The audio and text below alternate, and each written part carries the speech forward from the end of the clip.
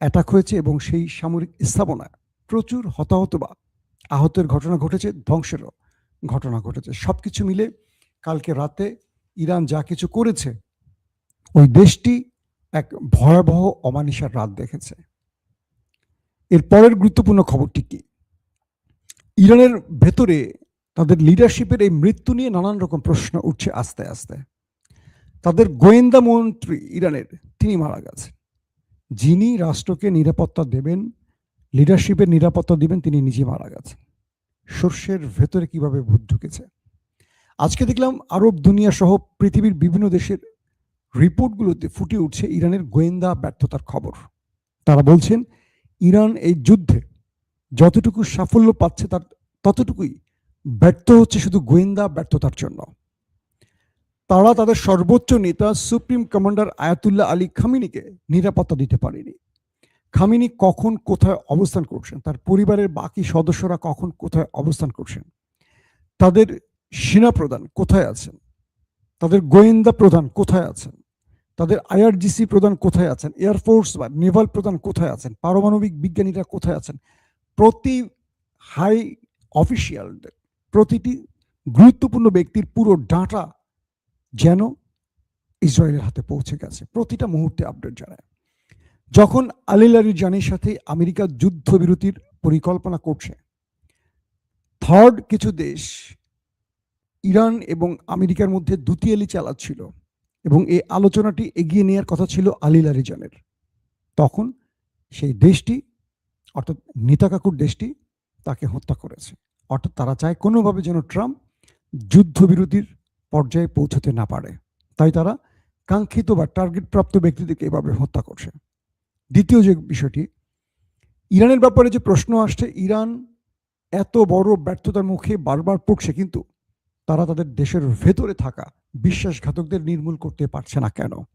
আমি গত দুদিন ধরে আপনাদের যে খবর দিয়েছি সেখানে বলেছিলাম ইরানের পুলিশ প্রধান জানিয়েছেন 500-র মতো বিশ্বাসঘাতক বা বিদেশি এজেন্ট, বিদেশি বলতে কি দেশি বিদেশি এজেন্ট ধরা হয়েছে। এর মধ্যে সরাসরি 10 জনকে ধরা হয়েছে যারা বিদেশি নাগরিক, ইরানের বিরুদ্ধে মোসাদ বা সিআইএর হয়ে কাজ করছে।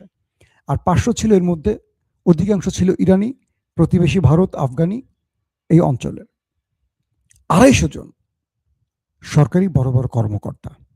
বলা হচ্ছে আইআরজিসির মধ্যে মোসাদের এজেন্ট আছে। তাদের যে গোয়েন্দা বিভাগটি ইরানের, তাদের মধ্যে গুরুত্বপূর্ণ পদে একজন না একাধিক মোসাদ বা সিআইএর এজেন্ট আছে। আলী খামিনির খুব কাছাকাছি ছিল তারা, গোয়েন্দা প্রধানের খুব কাছাকাছি ছিল তারা, পরমাণু বিজ্ঞানীদের মধ্যে তাদের প্রবেশ ঘটে গেছে। অর্থাৎ ইরানের রন্ধে রন্ধে বিশ্বাসঘাতকদের প্রবেশ ঘটে গেছে, যে কারণে ইরান যখনই কোনো বড় পরিকল্পনা নিয়ে কাজ করতে শুরু করে, অটোমেটিক সব তথ্য সেই দেশটি পেয়ে যায় এবং তাদেরকে খুব কষ্ট করতে হয় না। যখনই তারা মনে করছেন খামিনিকে হত্যা করবেন, তারা অনায়াসে এক রাতের অ্যাটাকে 40 জন রাষ্ট্রের সর্বোচ্চ পদের ব্যক্তিকে মেরে দিল। যখন তারা মনে করলো এবার আলী লারিজানিকে মারতে হবে, মেরে দিল। যখন তাদের মনে হলো এবার গোয়েন্দা প্রধানকে মারতে হবে, মেরে দিল।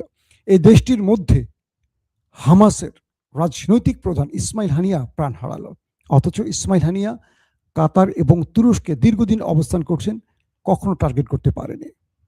ওই দেশটির নেতাকাকুর দেশটির সবচেয়ে বড় টার্গেট ছিল তুরস্ক, কিন্তু তুরস্কের গোয়েন্দা বাহিনী এমআইটি, মিল্লিত ইস্তেকবারাত তিশকেলাতি, এই টিমটি পুরো মোসাদের পরিকল্পনাকে ব্যর্থ করে দিচ্ছে। প্রতি মুহূর্তে তারা বড় বড় গ্রুপকে ধরে ফেলছে।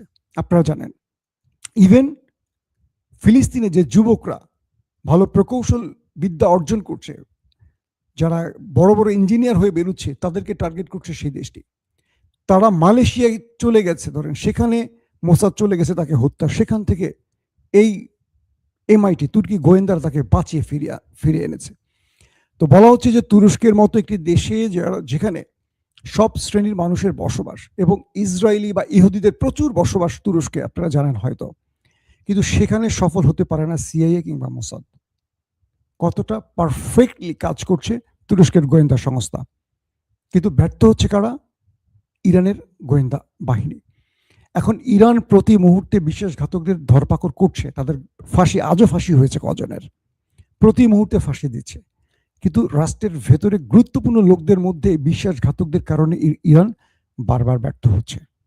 তারা যতটা সফলতার সাথে শত্রুকে মোকাবেলা করছে মিসাইল বা ড্রোন দিয়ে, কিন্তু বারবারই ব্যর্থ হচ্ছে তাদের লিডারশিপের মৃত্যুতে। তবে আলী খামেনি একটি কাজ করে দিয়ে গেছেন, তিনি তার মৃত্যুর আগে একটি নতুন সিস্টেম তৈরি করে দিয়ে গেছেন ইরানের মধ্যে। সেটি হলো প্রতিটি ডিপার্টমেন্টে 4 জনকে গুরুত্বপূর্ণ পদ দেয়া হয়েছে, ABCD করে, এরকম 4 জন। একজন মরে গেলে তারপরের জন অটোমেটিক, তারপরের জন আসবে, এভাবে 4 জন। যখনই আরেকজন মরবে নিচ থেকে আরেকজন উপরে উঠে আসবে, যখনই আরেকজন মারা যাবে নিচ থেকে একজন উঠে আসবে। যে কারণে ইরানের লিডারশিপের মৃত্যুর পরও ইরান শত্রুকে মোকাবেলায় এতটুকু বেগ পাচ্ছে না বা সমস্যা হচ্ছে না। যেমন ডোনাল্ড ট্রাম্প বলেছেন যে ইরানিরা এত ঘাউরা জাতি, ঘাউরা শব্দটা তিনি বলেননি, যে ইরানিরা খুব মেধাবী জাতি এবং এরা এত জেদি জাতি, আমি এরকম জাতি এর আগে দেখিনি।